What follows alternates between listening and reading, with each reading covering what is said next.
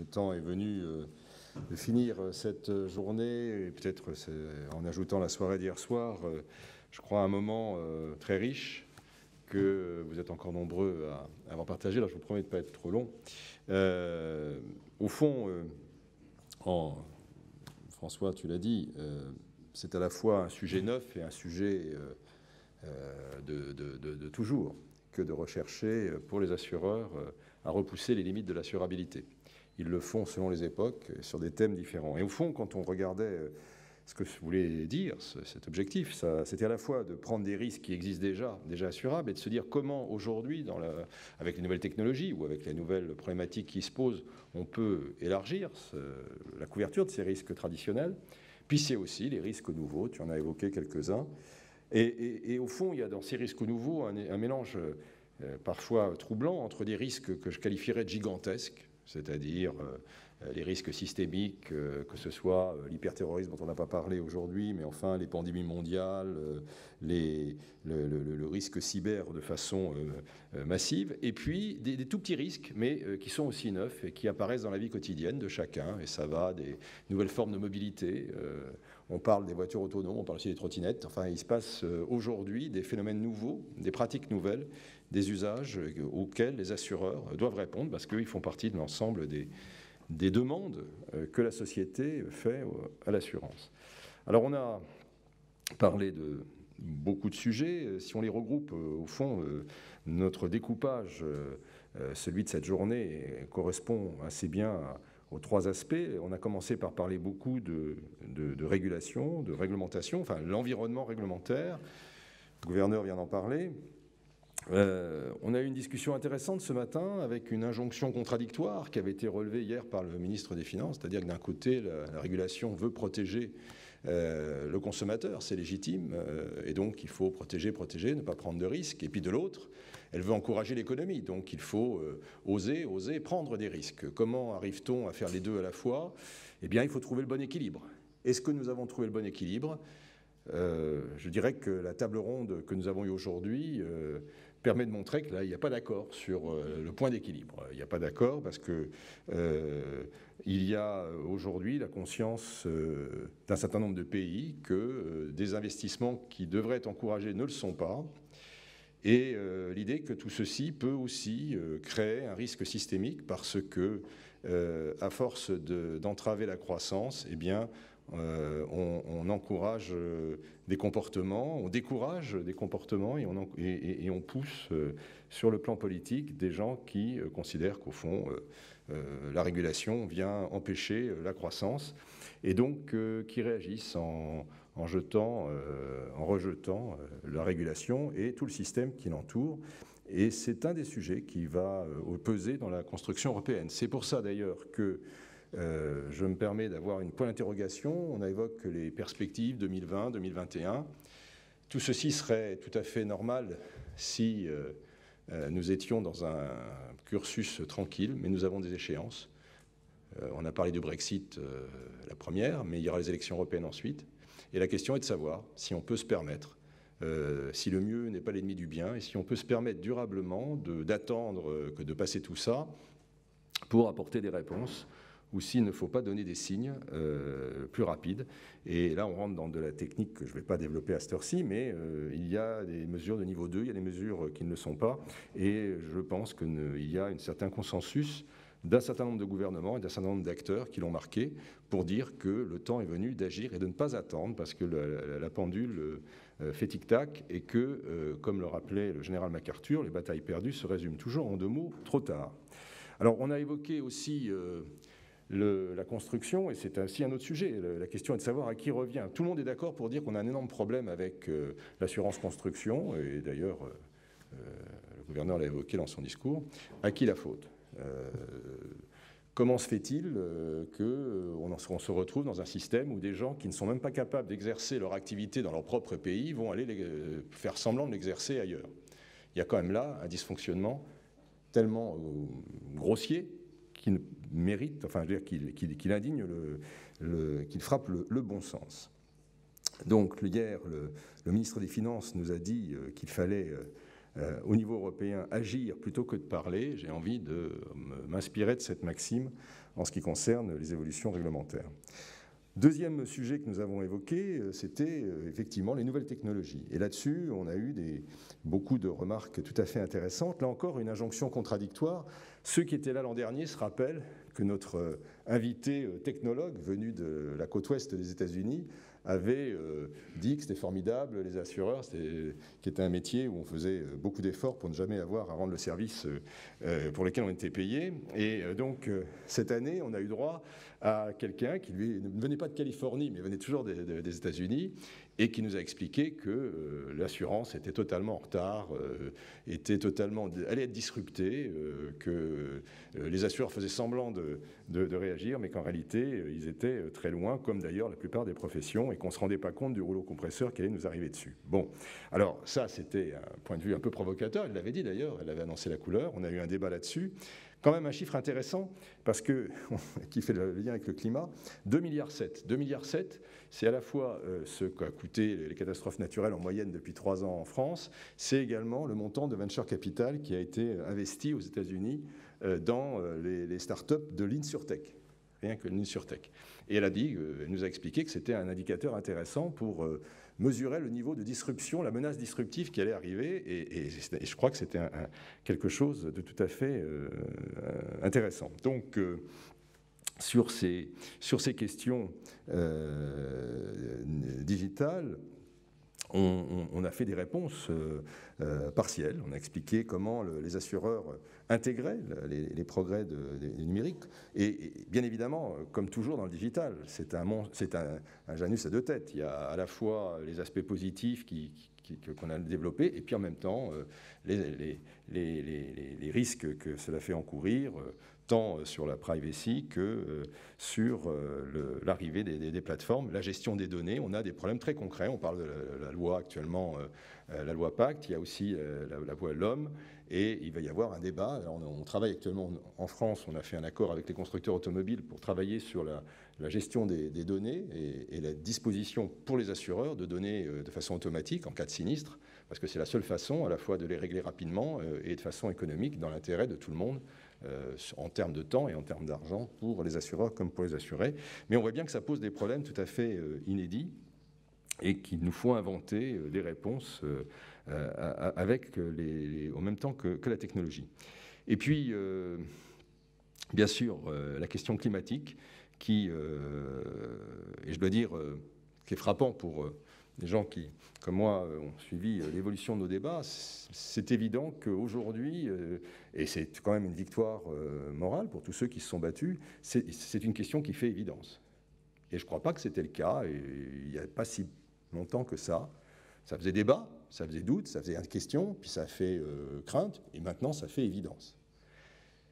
Et en même temps que ça fait évidence, on voit que la réponse collective, elle, a plutôt tendance à reculer à cause de la position américaine, comme ça a été dit tout à l'heure par Jean Jouzel. Donc, on a, et parallèlement, il y a une vraie prise de conscience de l'industrie. Tous les professionnels évoquent sans aucune espèce de retenue les investissements qu'ils font dans ce domaine, l'engagement qui est le leur. Et je crois qu'on peut dire que dans la COP21, d'une façon générale, si on a franchi une étape, c'est aussi grâce aux entreprises, grâce au secteur privé qui a complètement adhéré à l'effort, à la dynamique collective. Alors, quelles sont les réponses que l'on peut retenir des débats? Il y en a plusieurs. D'abord, le fait qu'il faut s'assurer. C'est une question simple, mais le débat qu'on a eu sur Saint-Martin l'a rappelé. Certes, les 60% de non-assurés n'étaient pas susceptibles nécessairement de s'assurer, pour les raisons que le préfet a évoquées tout à l'heure, mais quand même une bonne partie aurait pu l'être. Et d'ailleurs, c'est une réponse que le président de la République, quand il est allé il y a quelques semaines, il est revenu à Saint-Martin, a tenu avec, je dirais, courage, parce que c'est vrai que le réflexe, c'est d'aller chercher des aides, des soutiens, l'État, des subventions, tout ça. Et le président de la République a dit très clairement aux gens, il faut vous assurer. Et donc, c'est un élément, je dirais, général. Alors, c'était particulier dans le cas de Saint-Martin, mais d'une façon générale, ce gap qui existe, il est une opportunité à combler. Et il faut trouver les façons de se rapprocher, donc, d'entretenir cette demande, de la créer, de la susciter et d'y répondre. Ensuite, Et on l'a dit, il faut des règles. Et quand il n'y a pas de règles, on risque, ça a été dit, l'antisélection. C'est-à-dire que c'est seuls ceux qui ont un intérêt qui vont répondre, et donc on se retrouve dans un système qui ne fonctionne pas. Il faut des règles et il faut prendre conscience, intégrer les nouveaux éléments de notre connaissance. Alors il y a des éléments positifs, par exemple, dans la loi Elan qui vient d'être appliquée, qui est une autre loi, on a adopté un dispositif de recherche systématique dans les zones qui posent question de l'état du sol pour voir s'il y a ou non un risque en cas de sécheresse d'écroulement de la maison. Et donc cette dimension sécheresse, elle est aujourd'hui, elle est de plus en plus d'actualité. Elle fait de moins bonnes images à la télé que les images de tempête. Et en disant ça, je ne fais pas une provocation, je dis simplement une règle en matière de communication. Ce sont des images froides et qui ensuite interviennent avec distance. Alors que les images de tempête, de catastrophe, sont immédiates et puis spectaculaires. Donc ça explique aussi une différence de prise de conscience. Mais aujourd'hui, il y a vraiment une prise de conscience de ces risques, qui sont d'ailleurs, on l'a rappelé, et au cours de la table ronde, on a évoqué cette étude sur les 25 ans à venir. Alors, elle est à votre disposition pour tous ceux qui la veulent. Elle est sur le site, mais en sortant, vous aurez à la fois accès à notre travail sur le risque cyber, sur l'assurance cyber, et également à tous les travaux qui ont été faits par la Fédération avec différents partenaires sur le climat. Et je vous incite à les regarder parce qu'ils sont je crois, très pédagogiques et très bien illustrés. Il y a aussi les nouvelles formes d'assurance qui sont rendues possibles grâce aux nouvelles technologies. Alors, on a parlé de l'assurance agricole, qui est une assurance très intéressante parce qu'on voit bien là qu'on est victime on est typiquement dans un secteur qui peut être plus que d'autres soumis aux intempéries et qui a beaucoup de mal à amorcer la pompe parce qu'ils sont trop peu à s'assurer. Donc, étant trop peu à s'assurer, la mutualisation est insuffisante. Puisqu'elle est insuffisante, elle est chère. Et étant chère, ils sont peu à s'assurer. Donc, on est dans une espèce de cercle vicieux qu'il faut casser. Et on peut le casser de deux façons, soit à travers une action volontariste de l'État et qui pourrait... Parce que je ne rentrerai pas là-dedans, mais c'est vrai que si on veut vraiment faire voter contre l'Europe, il suffit d'expliquer ce que c'est que le dispositif de subvention de l'assurance agricole. Je veux dire qu'au bout de 3 ACSR, et puis vous renoncez à comprendre, et donc il ne faut pas s'étonner du fait que ça ne marche pas, mais que surtout ça exaspère tous ceux à qui on raconte, puisqu'en gros ça consiste à dire 2 ans plus tard aux gens la part de subvention qu'on était prêt à leur accorder 2 ans plus tôt. Donc tout ça est absurde et ne peut pas fonctionner. Il faut donc simplifier et aller sur... Et alors, parallèlement à cet effort réglementaire de simplification, il y a des nouvelles formes d'assurance qui sont aujourd'hui en train de se développer grâce aux satellites, grâce aux drones, et donc avec des assurances paramétriques qui permettent de façon indicielle des réponses simples, rapides, efficaces, et qui donc auront vocation à simplifier l'accès à l'assurance pour ces professions, ce qui est tout à fait important. Donc voilà quelques exemples, je pourrais en développer d'autres. En tout cas, je tirais en conclusion l'idée que les réponses qui sont celles qui ont été évoquées tout au long de la journée, c'est d'une part le droit, il faut un cadre légal chaque fois que c'est possible, c'est vrai dans les RGPD. Le préfet Gustin nous a dit qu'il allait falloir en inventer quelques-uns par rapport aux diables qui se sont cachés. Alors effectivement, le droit de la copropriété est quand même quelque chose que le monde entier nous envie, le droit français de la copropriété, donc effectivement, il va falloir faire preuve d'imagination, mais en tout cas, il faut des règles. Il faut des règles pour pouvoir répondre à la demande. Il faut développer la connaissance.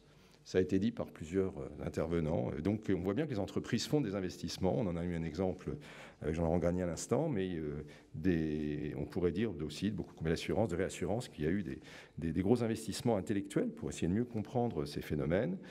La prévention, la coopération publique-privée, et puis, d'une façon générale, ça a été évoqué par tous, et je conclurai là-dessus, c'est la culture du risque. La culture du risque, c'est quelque chose d'intangible, mais de tout à fait essentiel, et qui n'existe pas, en tout cas dans notre pays de façon développée, et qui n'existe pas d'une façon générale, en tout cas c'est le sentiment qu'on a en Europe. Moi j'ai une expérience personnelle tout à fait particulière là-dessus. J'étais par hasard à San Francisco le jour où il y a eu le grand tremblement de terre, celui de 89, qui était le plus important, 7 sur l'échelle de Richter. Et outre le côté spectaculaire de voir tout d'un coup la Terre trembler sous vos pas, et c'est une impression, je vous rassure, qu'on n'oublie pas, outre le fait qu'il fait nuit à 4 heures de l'après-midi parce que toute la poussière des toits retombe et que donc il fait sombre, que toutes les canalisations éclatent, que tous les signaux lumineux disparaissent, ce qui est frappant, c'est la résilience de la société américaine. Parce qu'en fait, à ce moment précis, tout le monde sait ce qu'il doit faire. Les gens s'arrêtent, ils mettent des brassards, ceux qui sont chargés de faire la sécurité mettent des brassards, organisent la circulation, et absolument aucun phénomène de panique. Il y avait le grand stade de San Francisco était plein, et il devait commencer le match qui était la finale du baseball, ce qui est un événement important là-bas. Le stade a fait la hola sans le public, puisqu'il a bougé comme ça. Et quand il s'est arrêté, que croyez-vous qu'il arriva? Les gens ont applaudi. Et ils sont sortis tranquillement. Je vous laisse imaginer ce qui se passerait dans un stade européen si quelque chose comme ça arrivait. Donc c'est une culture. Et ça commence dès le plus jeune âge. Et c'est pour ça que je crois qu'il faut qu'on ait vraiment cette réflexion dès l'école, au niveau de l'instruction civique. Le préfet parlait de la journée japonaise. Je pense qu'il faut trouver une façon de sensibiliser le public de façon collective autour d'une cause qui est une cause d'intérêt général. Je rappelle que dans beaucoup de catastrophes naturelles, les victimes sont des victimes à cause de mauvais réflexes. Hein, typiquement, la personne qui veut aller sortir de sa voiture de son garage. Bon, et donc, il y a beaucoup comme ça de mauvais réflexes parce qu'ils n'ont pas été inculqués dès le départ. Et donc, je pense que cette dimension-là, elle est extrêmement importante, cette culture du risque. Et je crois que c'est notre devoir aux assureurs d'y contribuer et de la favoriser. En tout cas, voilà très rapidement ce que je voulais vous dire. Je vous remercie. 17h30, j'avais promis qu'on finirait à cette heure-là. Merci à tous d'être intervenus, merci à tous d'être restés si nombreux. Je crois que vous avez, je pense comme moi, senti qu'on avait appris beaucoup de choses, qu'on s'était beaucoup enrichi aujourd'hui. On va essayer de digérer tout ça et de revenir encore plus imaginatif l'année prochaine. Merci beaucoup.